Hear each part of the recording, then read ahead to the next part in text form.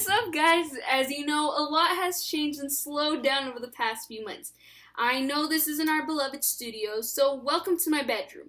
So AU will continue to provide you with all things music because despite losing concerts and live entertainment, the music industry has not stopped. So to keep you in the loop, here are some recent highlights from the past few months. For the first time ever in Austin City Limits history, the company responsible for ACL, C3, honored the weekend with a free broadcast of our favorite past performances with live performances from Austin bands in between. The stream included a variety of legendary acts such as Paul McCartney, Alabama Shakes, LCD Sound System, and more recently, Billie Eilish. On a more serious note, rapper Tory Lanez recently appeared in court after being charged for assault with a semi-automatic firearm and carrying a loaded firearm in a vehicle. This follows serious allegations made in July 15th that Lanez was the one to shoot famed rapper and singer Megan Thee Stallion.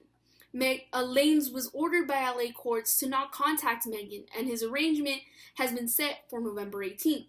If Lanez is convicted, he could face up to 22 years in prison.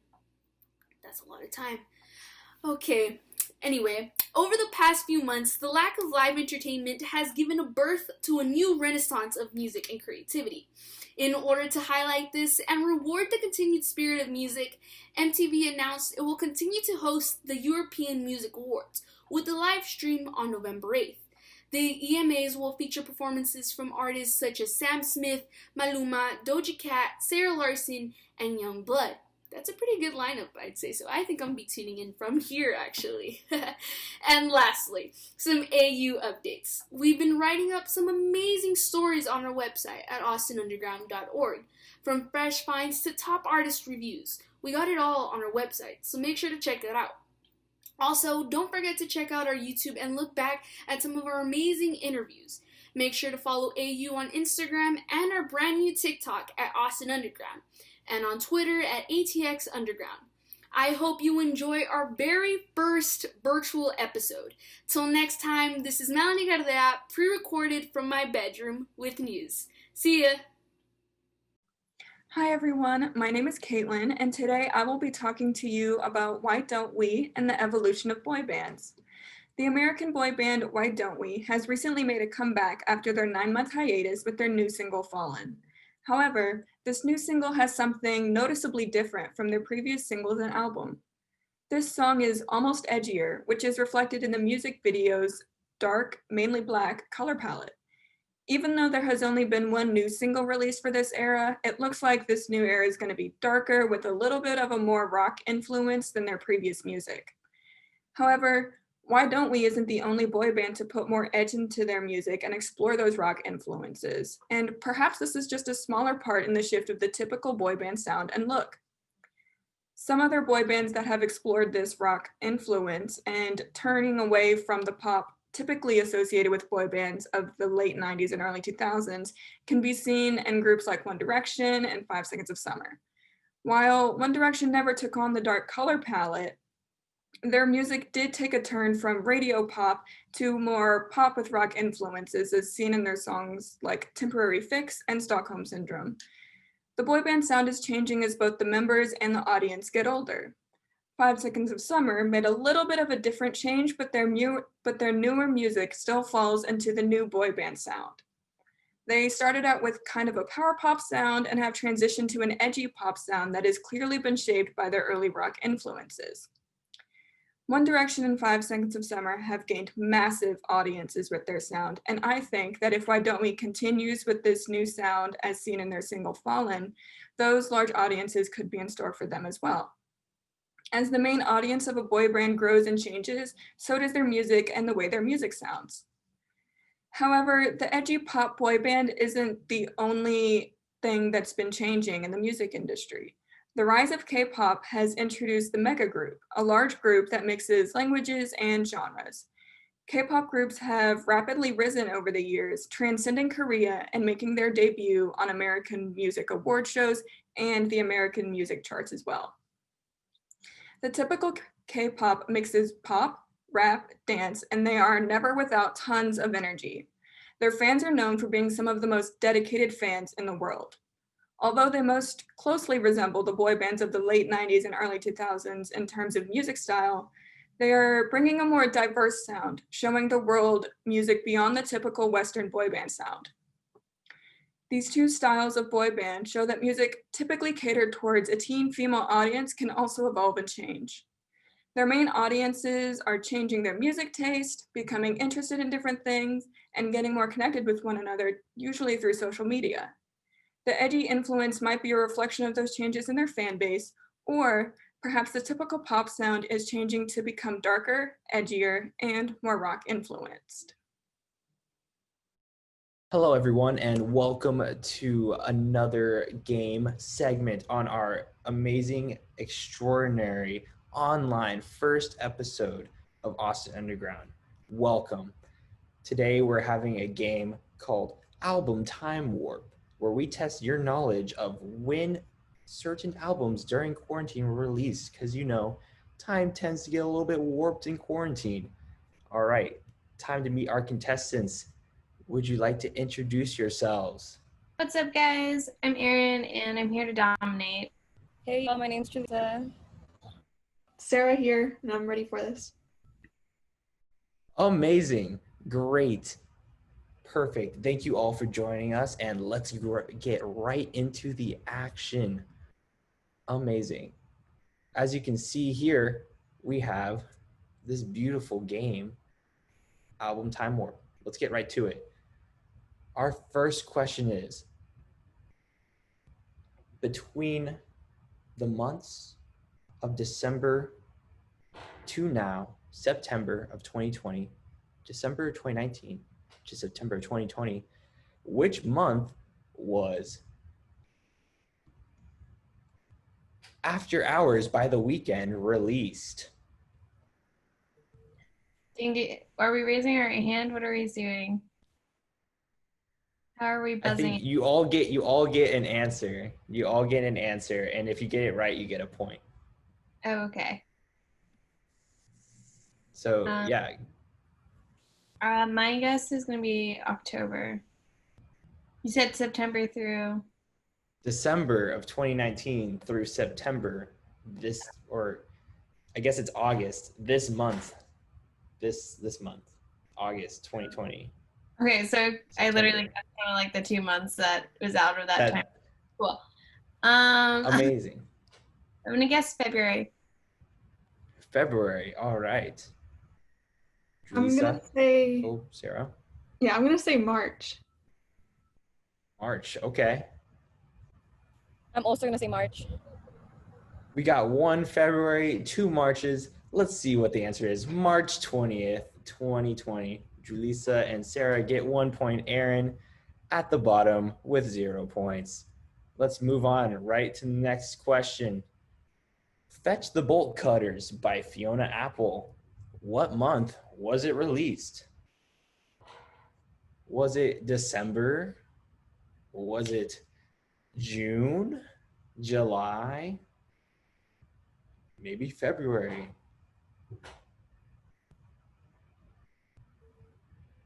ERIN, do you have an answer? I'm gonna say I was definitely listening to it in March, so maybe I'm gonna guess February then. February, all right. I'm just gonna. I don't know, but I'm just gonna guess January. January, okay. So I'm not sure either, but I don't know, maybe April? April. All right. We got 1 February, 1 January, 1 April. The answer is April 17th. All right. Julissa's in the lead with 2 points, followed closely behind by Sarah with 1 point, and ERIN trailing in last with a whopping 0 points. This is truly just proving that I had no concept of time for the past 6 months. Exactly. I was making this game. I have no idea what was going on. I literally cannot tell weeks apart. Okay. Our next question. Folklore by Taylor Swift. This was an album. It was released during this quarantine period. Which month was it released? This is definitely July. July. I think it was May. May. Okay. I'll also say July. We have 2 Julys, 1 May. The answer is July 24th, 2020. This has brought Sarah up to 2 points. Julissa also has 2 points still. And ERIN now has 1 point. She's coming back. Let's see if she can pull up ahead with this next question. Oh, baby, let's go. Future Nostalgia by Dua Lipa. What month was it released? Was it December? Was it April? Was it July?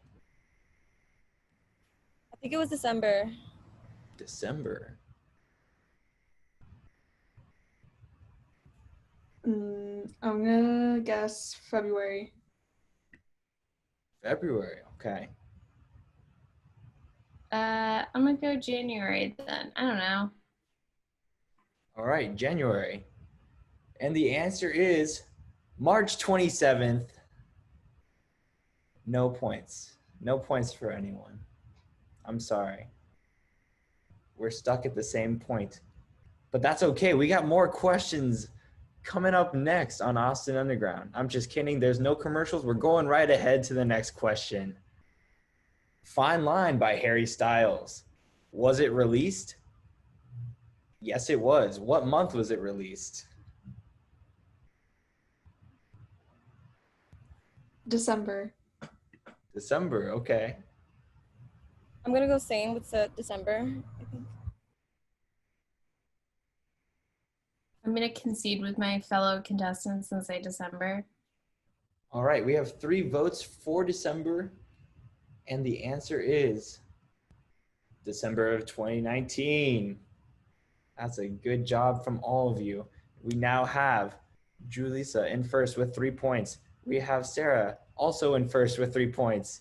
And we have ERIN in third with 2 points. Still anybody's game as we come into the last question. Anyone's game but ERIN as we come into the last question. I mean, you could all tie for first. What am I saying? It's anybody's game. Chromatica by Lady Gaga. This is an album.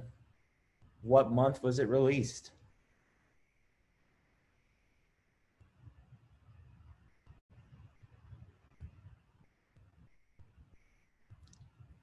Was it February? Oh, I'm gonna go with May. Yeah, I'm feeling May too. 2 votes for May, 1 vote for February, and the answer is May 29th, 2020. That means our winner for tonight is Sarah with 4 points. Congratulations, Yay! Sarah. And to our 2 non-winners for both receiving 3 points. Congratulations. Thank you all for playing. And now, back to our regularly scheduled program.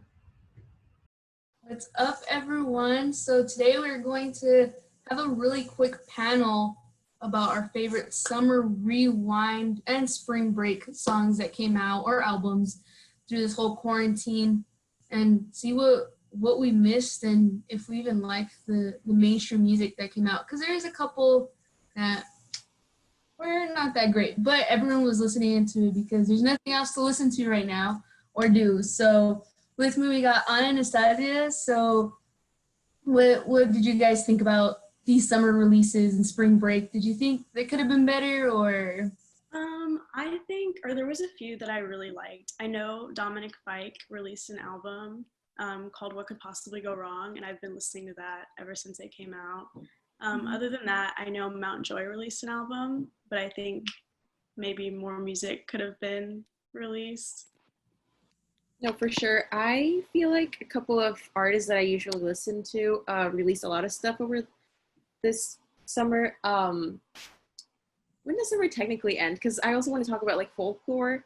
just because it was dropped out of the blue. There was like no promo for it anywhere. And yeah, but anyway, that is just an example. I've just been listening to that ever since they came out. But before that, I was really hooked on Hala's album, which is I think called Red Herring, some other. But yeah, just really good stuff. Yeah, those are some good albums and songs that came out. But what do you guys think about like these big TikTok songs that like are in everyone's head since quarantine, and like now they're like on the charts for some reason, but they're very mediocre. Like, there's a couple that come to mind, like "Bored in the House." Like it was like on TikTok, and then Tyga got on it. It was like all I was able to hear for like 2 weeks, and then like "Blinding Lights" by The Weeknd was a good song, but then someone had to make a dance out of it, and so it was still like everywhere. I don't know. What do you guys' take on that? Like when it was happening, and like the impact TikTok has had during this whole quarantine, and the music that we listen to. I feel like every time something gets popular on TikTok, I like don't like it anymore. I guess just because it's overplayed and I like am totally over it. But I don't know. That's my like take on it, I guess. Like I wasn't a fan every time like a song blew up. I was like, I guess. Yeah, no, You can't stand. Yeah. Yeah, no, I totally feel the same way because I would just like try to find more stuff and it'd be all the same thing and it just gets really, really tiring after some point. Yeah, I agree. Is there any like singles that came out that you really liked? Like personally, I love the Colores by J Balvin. I think that came out during this time period. Honestly, based on like everything going on, everything just kind of clumples up as one now. But I'm pretty sure that came out during this quarantine. But that whole album was really, really good. And I know like Bad Bunny's album didn't get the attention that it deserved because like, you couldn't do anything with it at all. But is there any other albums or just singles that you feel like deserved more but was cut short because of what's going on in the world? I don't know if I have anything that comes to mind. I feel like I can't like remember what even came out like during quarantine. Like it feels so much. I don't know. Same. Also, what Bad Bunny album are you talking about? Is it the Las que no iban a salir or the one before that? Because he released another one like almost right after Yo hago lo que me dé la gana or whatever it's called. That one. Okay, because yeah, then he released another album with like the songs that he didn't put on that other album, and people were just like giving him a lot of backlash. Yeah, I think both of them though. I think a lot of the songs, I don't know if it's being harsh because now we like really get to sit down and listen to this music now and not just like dance to it anymore. But a lot of it was kind of like slapped on. Like they're like, all right, like I have a studio at my house, like might as well just get in there and do something. Like I know Tyga's like one of the people I listen to a lot, but a lot of his music that he released during this quarantine stuff was like so mediocre. Like most of his stuff is not that great, but like it was just below the bar. So I don't know if you guys feel that way with certain artists, or you think that like being trapped inside really like gave them something to sing about or do about. But I think Tyga was the one that was just jumping out with songs and everyone was like, why are you doing this? Like there's no need for you to release like these many crappy songs, but somehow it still happened. But there's also good ones that came out like Rain on Me with Lady Gaga and Ariana Grande. Like that whole music video, that song, like it exploded. Everyone loved it. I don't know any other music videos that came out because there's not really a lot that could happen right now. But I don't know if you guys have seen anything or anything that caught your attention during being like quarantined and stuff like that. I think it was 5 Seconds of Summer that released a video for Wildflower, I think. So they just like used a green screen. It was like all crazy, but they went out with what they could do because of quarantine and they couldn't like really film anything with like a professional crew and anything. So that was really interesting to see how people were trying to get creative with this new form of like, oh, I'll just pass this green screen around so that they can record themselves. But But I know Taylor also recorded a music video for Cardigan. But that was like later on. But aside from that, I haven't really seen anything else.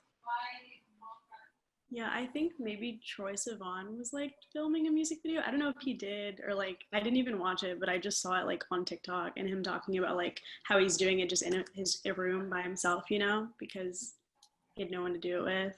So I don't know, interesting. Yeah, those are some really cool, interesting takes and albums that we talked about. So I guess that's it, guys. That's kind of our summer rewind, our spring break rewind, and everything that's happened so far. Even though we're trapped at home, we're still looking into our music and looking into videos and seeing how these artists are being creative now. Because before we had all these things available for us, but now we're kind of limited. So it's nice to see what we here on Austin Underground are doing now and the artists that we love. We'll make sure to keep you guys updated. But thank you.